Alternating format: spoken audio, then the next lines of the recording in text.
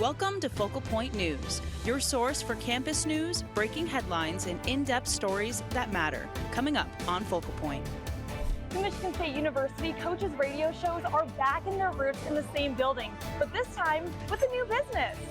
A new building just popped up on MSU's campus, and its impact is setting a milestone for MSU. WKAR opened up their studios to the public for a special PBS Kids Day event. Find out what that was all about on Focal Point. Want to see how the Detroit Lions are making an impact both on and off the field? Keep watching Focal Point. From the heart of Michigan State University, Focal Point starts right now.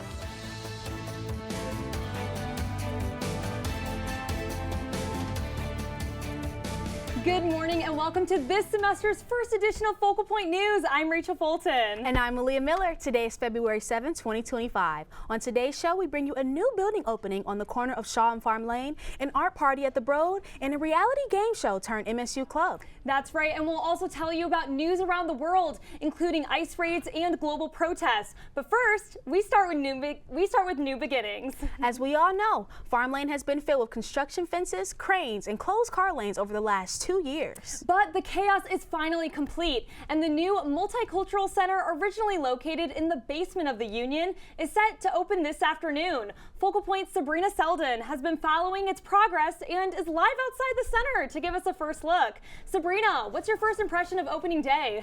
Thank you, Rachel and Malia. That's right, the ribbon cutting ceremony is in just 2 hours, and this is the space where the reception will be held. These chairs were just set up here, and I had the opportunity to step inside and learn the history behind it. Take a look.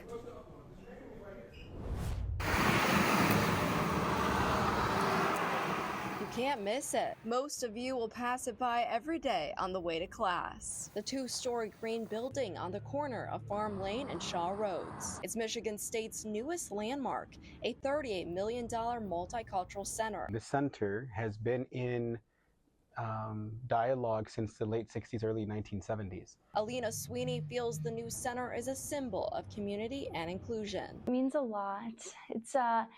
It's hard because I was lucky enough to get here after there's been so many years of advocacy. I think it's really good because it's showing that we're not just stuck to one thing, very open.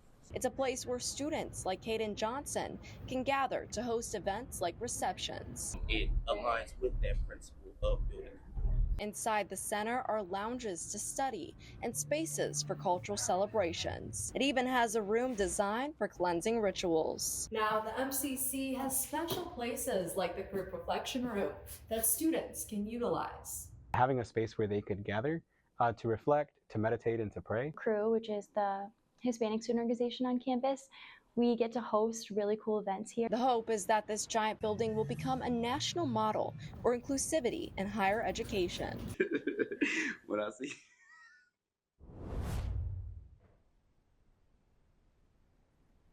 Now this is the room where the ceremony will be held, and as you can see, people are starting to line up. Now with recent developments with DEI funding, the placement of DEI is in question, and so we will see what kind of happens with the center as time goes on. Rachel and Malia, back to you in the studio. Thanks, Sabrina. This is definitely something we're going to stay updated on as campus continues to release more information. Did you grow up with Curious George, Mr. Rogers' Neighborhood? How about Sesame Street? All shows hosted by PBS. And once a year since 2017, WKAR has opened up their East Lansing studios to host a PBS Kids Day. It's a chance for old fans and young fans to meet their PBS heroes. Jaden Hawkins joins in on the fun and reminds us what it was like to be a PBS kid. It is called vinegar. Science comes easy for Nicholas Flint Gillum. I really like science. Actually, when I get older, I want to be a chemist or a biologist. And on this day, he gets to be one. First, do you know what kinetic energy is? Well, kinetic energy means movement. WKAR and East Lansing opened their studio doors to some inexperienced but passionate kids. It's their annual PBS Kids Day. Instead of watching TV, they were in it. And it really is about showing young people that there's an entire world of possibilities out there with regard to the things that they can explore and the things that they can do. Now, today's not just about the kids. It's also about the PBS adults, the ones that grew up with the network that now get an opportunity to hop in the studios that created some of their favorite shows. Electric Company. Mr. Rogers. Mr. Rogers, Sesame Street, Zoom, Electric Company, because I'm really old. You know, PBS Kids has been kind of near and dear to us really ever since my childhood. For Jennifer Harsh, getting to bring her sons to the event brings more emotions than just nostalgia. One of our sons here is on the spectrum too, and so that's like a really unique representation for him to see like in media too. It's nice. For the first time, it's a day of learning no kid wants to miss. On Michigan State's campus, Jaden Hawkins, Focal Point News. WKAR's general manager, Sean Turner, says that their shows have a national audience, but they are a community station first. So having events like this is important to making sure their community is informed and inspired. The Detroit Lions accomplished incredible things this season, both on and off the field. The Commanders' playoff game pumped about $64 million into Detroit's economy. The team's impact reached all the way throughout the state, and as Focal Point's Sabrina Prieto shows us, even across the country.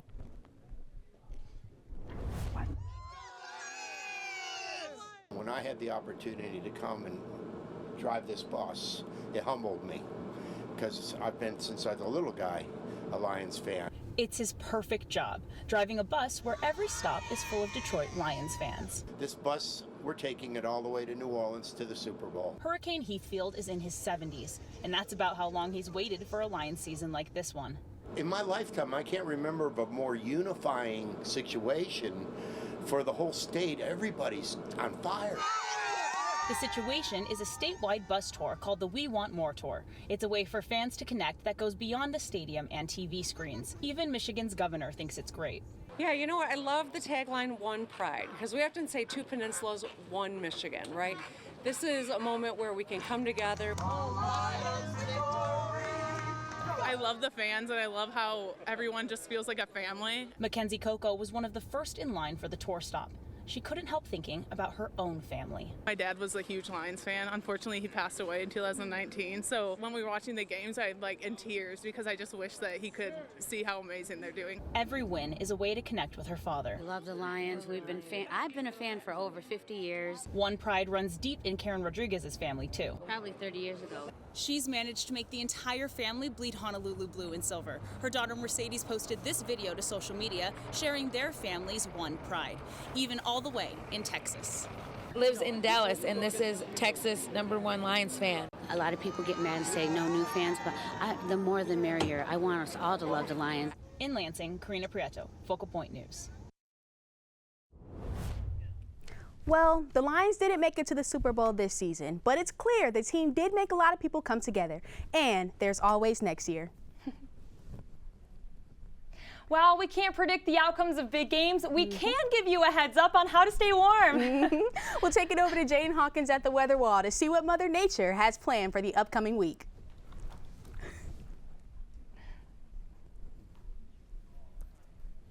How about we start with a little sunrise over the south side of campus this morning. 13 degrees at the moment. The sun will stay out, but it won't be doing much. We'll see a high only in the high 20s. Now, every year I count on Puxatawny Phil to promise spring is coming early, but last weekend the groundhog spoke, and yet again, we are looking at 6 more weeks of winter weather. Let's take a look at our national map. Sacramento and Los Angeles are experiencing some pretty consistent temperatures and warmer than here in the Midwest, with Sacramento at 57 degrees and Los Angeles at 62. Nothing out of the ordinary for Southern California, but moving up to Seattle, Seattle sits at 40 degrees and Portland at 45. Salt Lake City at 53, Denver at 65, and to no one's surprise, Phoenix is a hot 79. We see a major drop in Rapid City at 22 degrees, but moving over to the southern and eastern states, it's warming back up with Oklahoma at 65 degrees, Dallas at 69, New Orleans 77, Atlanta 73. On the East Coast, we see some cooler temps with New York at 42 degrees and Boston at 36. Looking at our regional map, these numbers are pretty normal for a Midwest winter, with Minneapolis and Green Bay at 22 degrees, the Windy City at 29, and moving down to Kansas City. We're seeing a bit warmer temperatures sitting at 42 degrees. Same with Indianapolis at 38 degrees, and moving up to our home state of Michigan, Grand Rapids 25 degrees. In Detroit, it's 28. Over here, Pittsburgh and Buffalo are feeling those same temps, with Pittsburgh at 35 degrees and Buffalo at 25. But you move over to Charleston, and I don't know if they're trying to show off, but they're sitting at a hot 76 degrees. Now, looking at the 7-day outlook, East Lansing is seeing some pretty consistent temperatures. Today will be 30 degrees and partly cloudy. Moving into the weekend, Saturday will be 31 and Sunday will be 28 and cloudy. But don't be fooled by those clouds. About 1 to 3 inches of snow is coming our way. Saturday next week, again, expect similar conditions with it being cloudy all week. Monday will be 30 degrees, Tuesday 28, Wednesday 25 degrees, then Thursday will be the lowest at 26. So as you can see, the groundhog did not spare us this winter, but that's all for weather. Rachel and Malia, back to you. Thank you so much, Jaden. Yeah, Malia, just typical February weather, it seems like.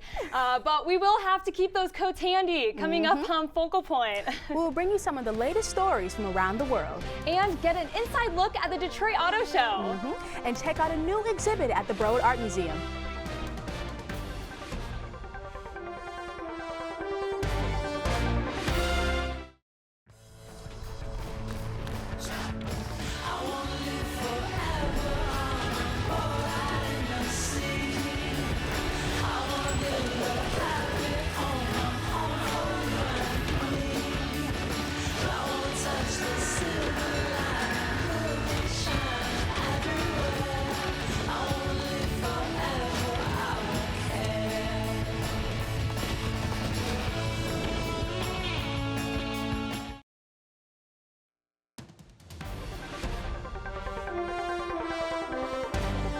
Welcome back to Focal Point. Let's take a look at what's happening around mid-Michigan this upcoming week. On Wednesday, Governor Gretchen Whitmer laid out her budget plan for the 2026 fiscal year. Her proposal includes $18 million for school aid, as well as more funding for road infrastructure and environmental programs. Whitmer also proposed a plan to cut back the use of non-tobacco nicotine products. Vape pens and e-cigarettes will now have a 32% tax rate. This is planning to bring in an additional $57 million a year.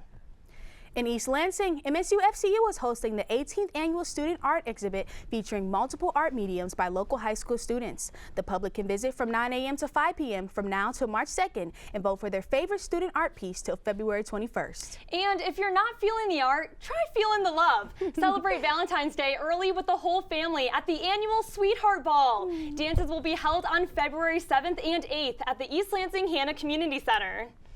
Everyone is welcome, and you can register now at www.cityofelastlansing.com/classes. And from mid-Michigan to global news, we will begin with national headlines, starting with updates on ICE arrests, following with worldwide and local protests. A mass immigration crackdown on January 26 resulted in 950 arrests throughout major U.S. cities, Chicago, New York, and Los Angeles. That number has significantly increased to 1,200 arrests, with 850 detainees booked.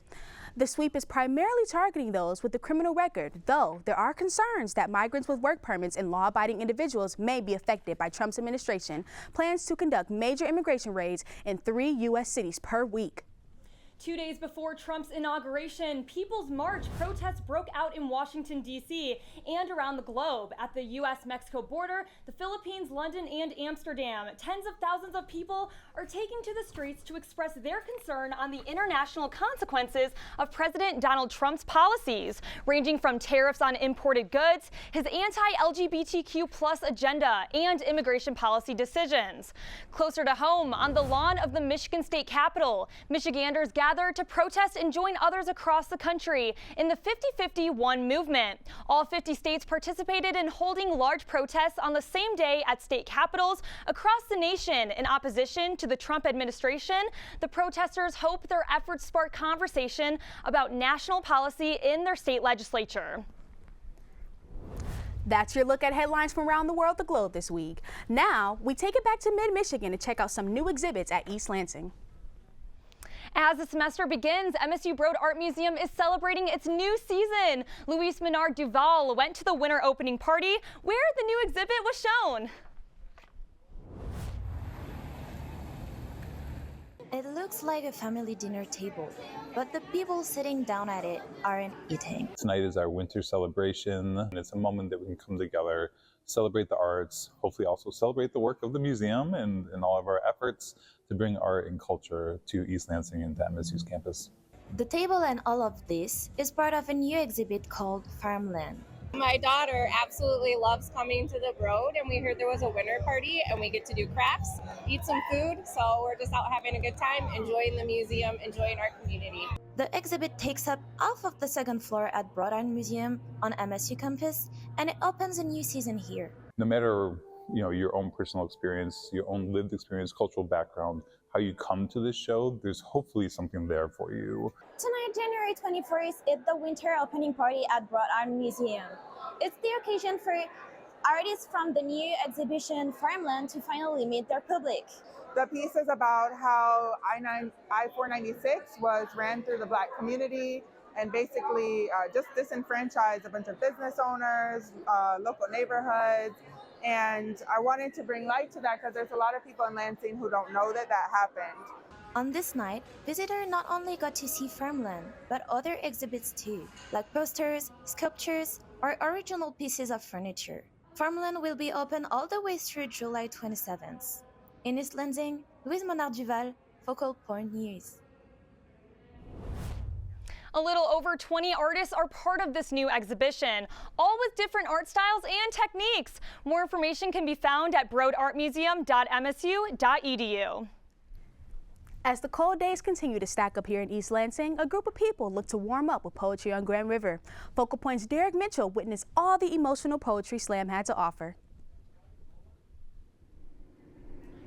It's a good morning to stay inside. Clap it up, snap it up, clap it up, snap it up. But for some, it's great to warm up to the microphone. His roommate that does not clean up after itself tells me it needs guests to cope with the loneliness that makes the guests uncomfortable. Inside a place called Scene Metro Space, Masaki Takahashi is on a mission. The mission is to create space for people who has been historically marginalized to have a voice to tell their story the way that they want to tell it. On this cold winter evening, poets gather in front of an open mic. I started with more of hip-hop, doing like freestyle battles, but then I found myself more drawn to poetry. It's called the Poetry Room, a day when spoken word poets can express their feelings. I feel like we have so many things that are broken, and even within our language, right? And it's so difficult to communicate your own emotions, your own everything. In Masaki's competitive poetry days, he met his friend Ephraim. That's how I know my dear friend Ephraim here. People say that poetry is a way for you to express yourself to others. But for Ephraim, it's a way for him to connect with other people and use his voice and use a platform to tell his story. Within competitive poetry, it's an art form where you have to focus on how to make people feel. And I think that's the essential question in all art, right? How can we connect to someone emotionally? How can we bring that out of ourselves? And how can we bring that out of others?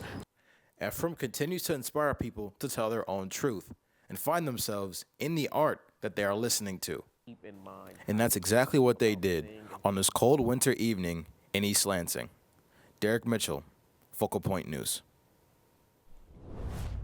Wow, it's amazing to see how people can come together and express themselves through poetry. The Poetry Room is blazing the trail for more artists here in East Lansing to share their stories. Motor City held their 2025 auto show in January. 11 days of seeing cars and the future of the industry. Focal Point's Delaney Rogers shows us it's more than just cars.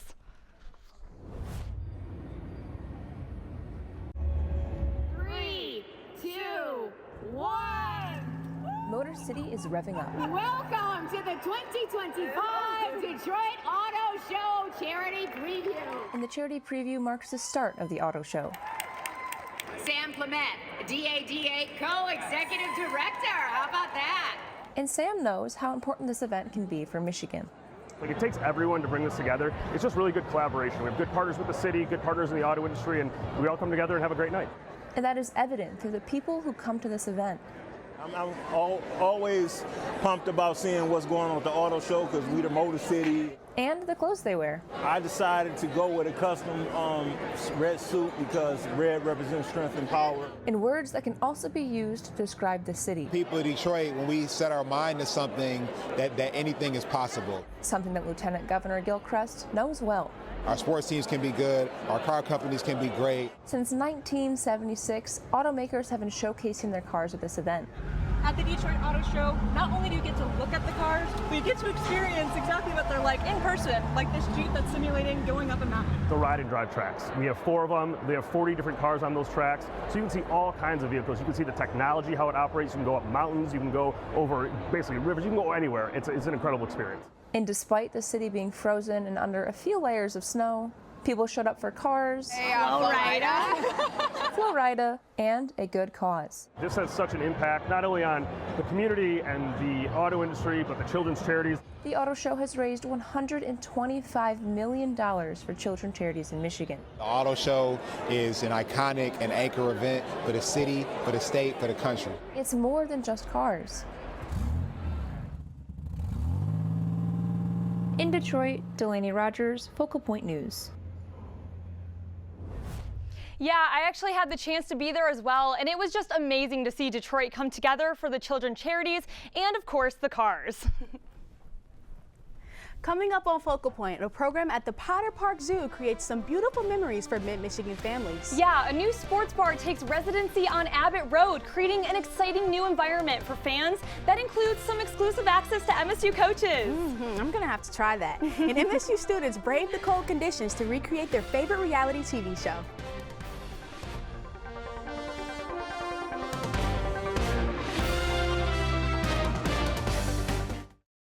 It's not just a helmet, it's a symbol of pride, forged from grit, sacrifice, and strength, proudly resting on the shoulders of warriors, steeped in history, but focused on the future, inspiring the belief that this year could be the year, proudly boasting battle scars and badges of achievement, rising high to victory. So come on, strap in, ball out, and fan up, because this is big.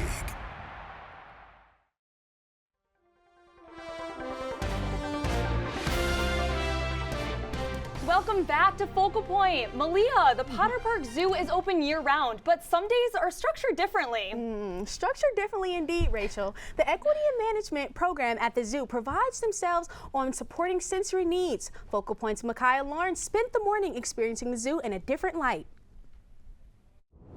Ooh, they're jumping very slow. Oh, it's down there. Oh, yeah, there's more. I love the kangaroos. They love the snow. They might just bounce around. The penguins are always fun.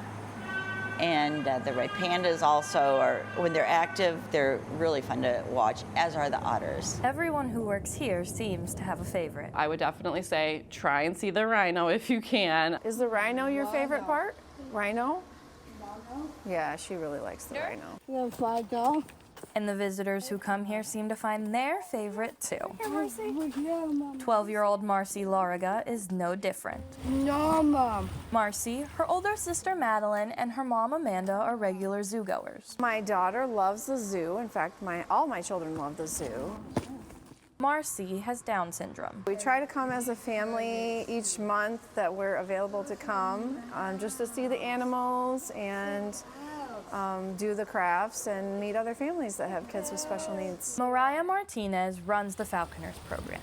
The penguin. She makes sure visitors like Marcy feel at home. We want them to be able to visit the zoo in a safe, welcoming environment. Falconers is a monthly event where the zoo is closed to the public and free of cost for families with disabled or special needs children. Zoos are incredible places, and especially AZA zoos like ourselves that are doing all this work for conservation.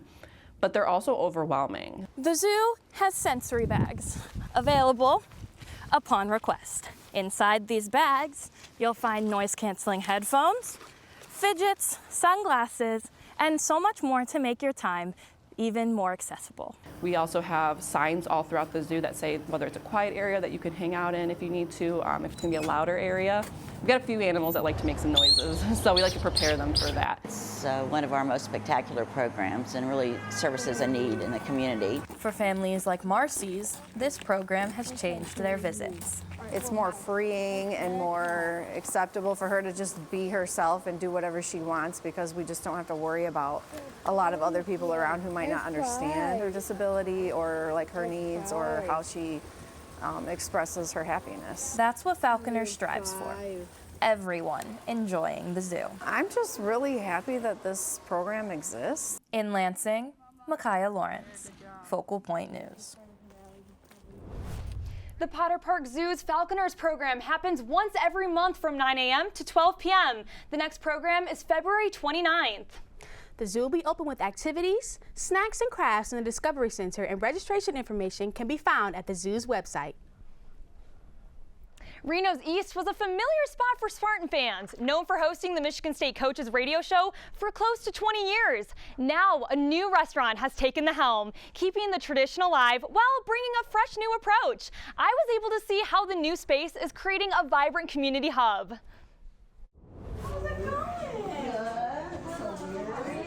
We have a new location. We're here at 1310 Abbott Road in East Lansing.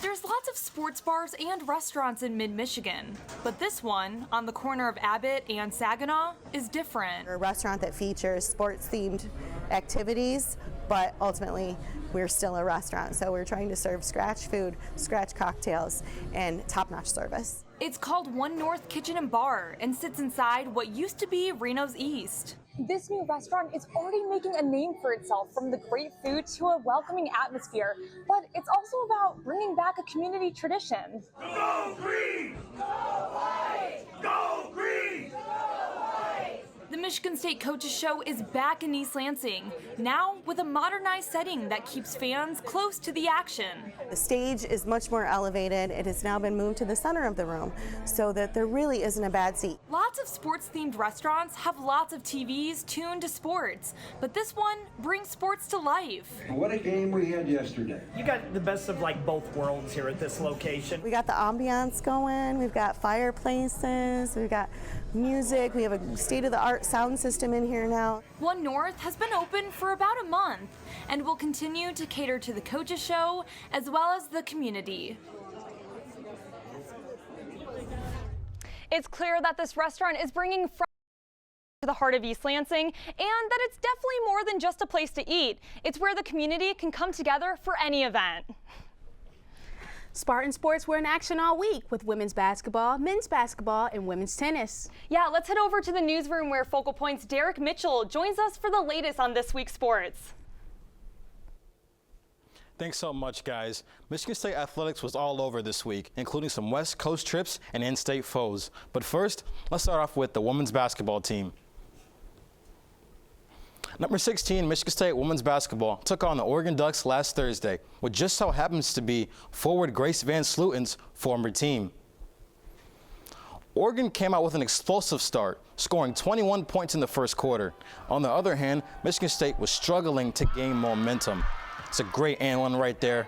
But you have Grace Van Sluten with a top-of-the-key jumper, and she had 14 points in that game, which was tied first for the team. However, the Ducks were too much to handle, sitting at a 12-point lead. But Grace Van Sluten turned it around with an amazing full-court layup right there. But Oregon was bouncing back with a nice shot, and they were winning at 12 points coming in the second half. But that's when Michigan State's coach, Robin Freilich, got a scrappy call that was heard around the world, and she was given a technical. Then the Ducks cashed in on a free throw, adding to their lead. The Spartans failed to come back in the end, suffering their first home loss of the season, 63-59. The Spartans looked to bounce back on the road against the Northwestern Wildcats on Sunday afternoon. Michigan State started off struggling, going 0-5 from the three-point line in the opening 10 minutes, but would pull through in the second quarter to go up in halftime, tied at 40. Coming out of the break, the Spartans were hot, and they went on a 9-0 run and would lead for the rest of the game. Michigan State would come away victorious, winning 89-75, with Grace Van Slooten again being the top scorer with 20 points. Michigan State improved to an 18-4 record on the season and jumped to 4th in the Big Ten standings. They will host the Michigan Wolverines, the school down the road, on Sunday. Now transitioning into men's basketball, the team headed out west to face 2 new Big Ten foes. Starting on Saturday, the Spartans traveled to the Galen Center to take on the USC Trojans. The Spartans trailed early in the first half, but battled to pull the score within 3 before halftime. The Bruins kept control of the lead in the second, with senior guard Jaden Akins helping the Spartans to a 7-0 run, but the effort was just not enough as the Spartans fell 70-64. On Tuesday, Michigan State headed down the road to UCLA to take on the Bruins. Michigan State trailed early as well in this one, but they turned on the heat in the second half. There were 4 lead changes in the final minutes of the game, and the Spartans had 2 opportunities that fell short in the final minute, resulting in a 63-61 loss. Michigan State loses their first 2 games of the Big Ten and travels back to East Lansing to face Oregon tomorrow at noon. After 2 big wins last weekend, the women's tennis team was looking to continue its win streak in a doubleheader against Western Michigan and Eastern Michigan on Sunday. Western Michigan proved to be a very tough opponent, winning the doubles point in early, and they got a 1-0 lead early in the game. However, the Spartans dominated in singles play, with Natalie Stasny evening the score as she defeated her opponent 6-0 and 6-1. Amara Bramba and Ariana Parkins-Godwin were quick to follow, both winning their matches to put the Spartans up 3-1. But it would be senior Lisa Vehviläinen to clinch the Michigan State victory with a 6-3, 6-1 win. The Spartans are really looking to take this momentum that they had in this game into the next one against Eastern Michigan. And against Eastern Michigan, Michigan State started off strong with Vehviläinen and freshman Ellen Backford sweeping Eastern's #1 doubles team 6-0. Bramba and Parkins-Godwin secured the doubles point for Michigan State, and the Spartans carried this momentum into singles play as 3 Spartans swept their opponents. Redshirt sophomore Hannah Tidovich started off in a back-and-forth matchup, but got hot and went on an 11-game run, dominating her opponent. The Spartans defeated the Eagles 4-0 and extended their winning streak to 4 games. The Spartans will have a week off and then head on the road, looking to keep their win streak alive in Virginia with a weekend of play against James Madison and Liberty. And that's all we have here for you in the newsroom in ComArts for this week's edition of Focal Point Sports. Now we'll send it back to our 2 amazing anchors. Malia, Rachel, stay warm and stay amazing. Back to you guys. Wow, Derek, we're flattered. Now we have just a few more stories for this week's episode of Focal Point. Yeah, that's right. With more than 1,000 clubs here at MSU, all pushing to make huge strides in their own ways, today we shed light on the MSU Telecasters, a student-led video production group. Focal Point's Brad LaPlante paid them a visit to see what they've been working on. Camera shy, scene 1, shot 2, take 5. Action. It's shoot day. My sister is 17. No, she's not. No, you said she's 18. I've proof you said she's 18. I grew up watching SNL and stuff and like Smosh and those types of YouTube channels.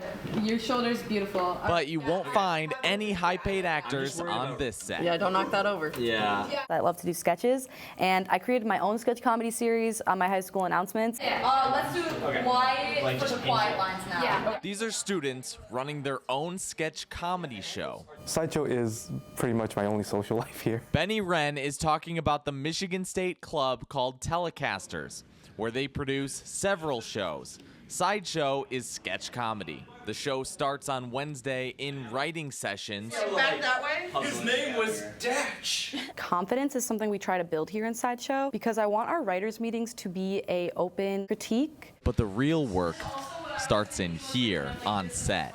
You said she's 18. Yeah.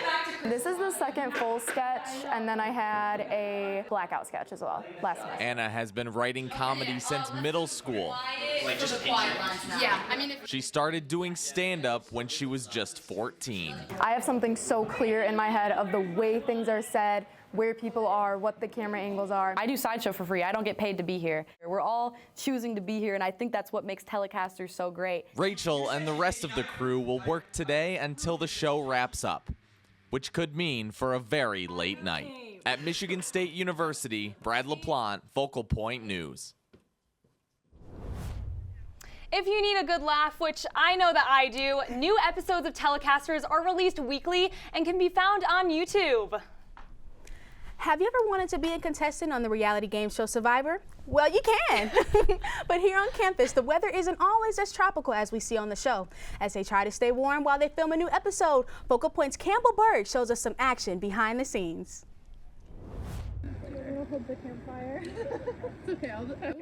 This isn't like any other season of the popular TV show called Survivor.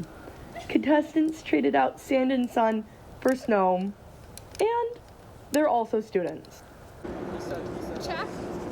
Check. Survivor MSU, a student-run club looking to recreate their favorite reality game show, is filming their 6th season. So it's going to be like, you're going to eat something else. Obviously, I think we were all excited to play. But it may look different than the rest. We were all waiting for our chance at redemption. These contestants competed in previous seasons, and everyone is coming back for their Red Cedar redemption. It's really weird being back, honestly. It feels like no time has passed, but also so much time has passed. This makes the competition just a bit harder. The vibe of this season is completely different because everybody's going to go at it. Everybody has a target on their back. And the victories just a bit sweeter. This is probably the best club on campus to make friends, in my opinion. While there may be some intense competition, the friendships made behind the scenes are irreplaceable. In East Lansing, Campbell Berg, Focal Point News. Looks like an intense club to be part of, but I applaud their athleticism. Me too. And their Instagram page shows even more behind the scenes action. And applications for next season can be found there too at Survivor_MSU. From global protests to campus survivor to braving freezing temperatures, our Focal Point reporters had a busy week. With that, this concludes our first show of the semester. From everyone at Focal Point, thank you for watching. I'm Rachel Fulton. And I'm Aaliyah Miller. We'll see you next week.